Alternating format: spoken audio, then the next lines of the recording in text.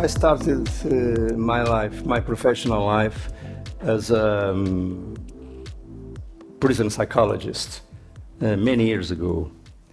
And then I went to the university. I got my master on psychology of deviant behavior, and then a PhD on psychology of justice. The first one, the master, was about prison adaptation or adjustment, which is a theme that I cherish very much. And the second one, the PhD, was about psychopathy and prison adaptation also. And so I've been working on research in prisons and offenders at least more or less for 40 years. And it was with a great surprise that our Ministry of Justice, Professor Catarina Sarmenti Castro, last August invited me to be in this position.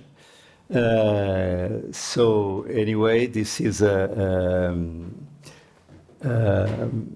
return to the origins of my professional work. And of course, I'm not going to do here a presentation of all that I have done, but I have put here some reflections I want to share with you.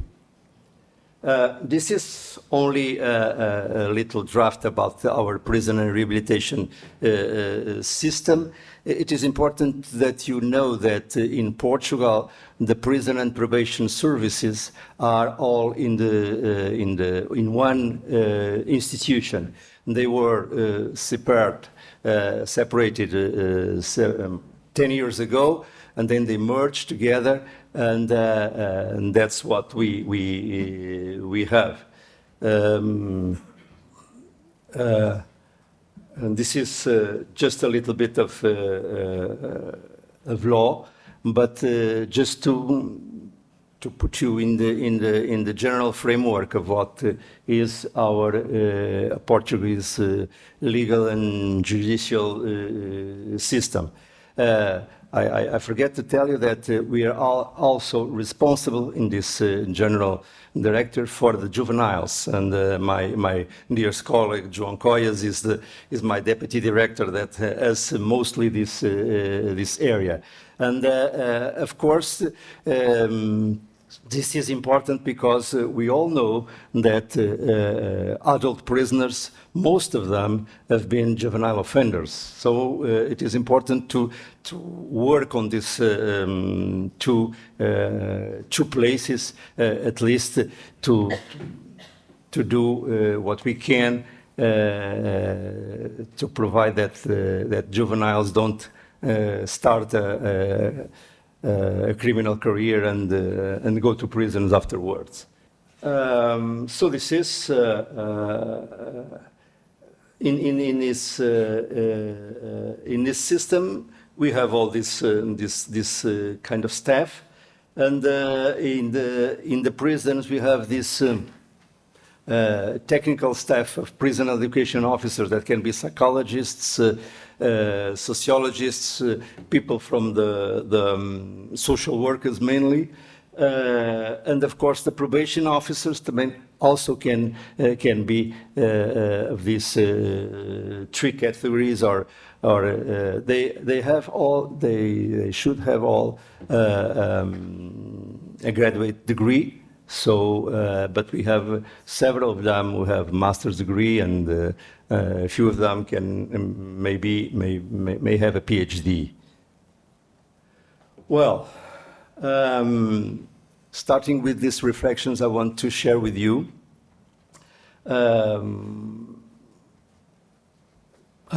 This is for me the most important thing, is that a little bit all over the world, prisons and prison systems have some differences, but in the most important aspect is that they depend mostly on their professionals, and so we have to cherish these professionals. All efforts must be driven to improve their skills, improve their ability to be better professionals. And of course, this project is so important because its main goal is to provide, to make good professionals, and they can be, of course, an important element to make better and safer societies in this case of justice.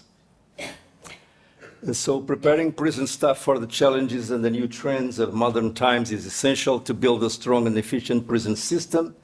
And that's why the Portuguese Prison and Probation Services has been doing an exceptional effort over the last years to provide its professionals with the best possible training and the continued improvement opportunities. Prison officers, that's the main core of this project, along with other professional categories, are an inseparable part of the prison system, as in addition to being law and security enforcement agents, they also have a relevant role in the process of rehabilitation and reintegration, interacting with the inmates on a daily basis and providing them role models based in the respect for their fundamental rights and human dignity. Prison officers are in many cases the first agent of change, since they deal with the citizens deprived of their liberty on a day-to-day basis, and they are the first ones that inmates succeed to ask for basic needs or to search for solutions to resolve personal problems and relationship or coexistence difficulties with other inmates. These can be first steps of transforming men and women deprived of liberty into useful, productive citizens. And this is really, really, really important.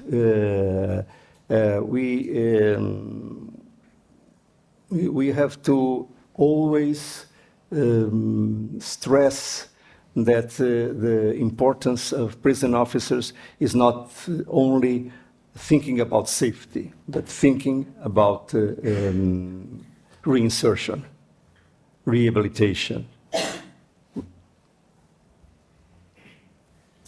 In a broader perspective, talking about the future of a system that is complex, with often abysmal differences between countries and provinces within states, whether in terms of financial resources or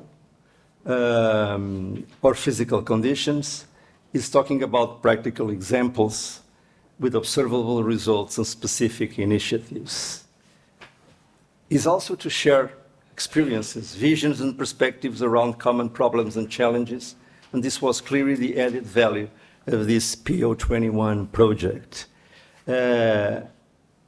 I have to apologize to all of you because I won't be able to be here all the day as I wish to. I'll only be here during the morning because this job I have doesn't give me much time to be in an all-day conference. But I'm sure that all the results that you can share here will be important bricks to build on other initiatives and other projects.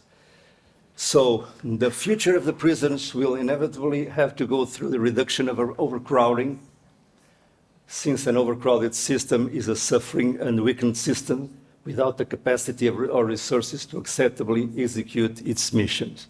The Portuguese prison system is not, for this moment, an overcrowded system, but some prisons are a little bit overcrowded, and this is really a problem.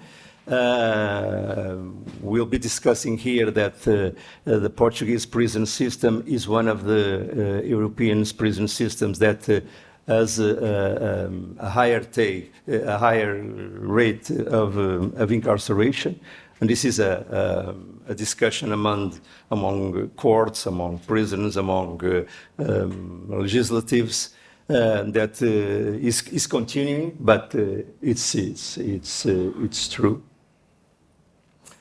And of course, we have to be able to reduce overcrowded. Prison of the future must have physical, architectural, and environmental conditions that allow the establishment of a safe, orderly, humanist, and respectful core of human rights. That's, I think, all we want, desire. Of course, we are in Europe, which is a very special small world of prisons, nevertheless, comparing to other systems, for example, the United States, and of course, South American countries, Asian countries, which is a quite different systems from ours. So here we can say that we have quite respect for the human rights of the prisoners in general, but we still have to do better. The management models of the prisons of the future have to increase their focus on the specialization of their rehabilitative responses, adjusting them to different profiles and individual needs of their targets, to provide significant changes in prevention of deviant behavior and crime recidivism, along with development of lasting and enduring opportunities of social reintegration. Prisons of the future will have to make a serious investment in all of these aspects, but most of all, in human capital. That's what I want to do as General Director of the Rehabilitation and Prison Services in Portugal. Thank you all.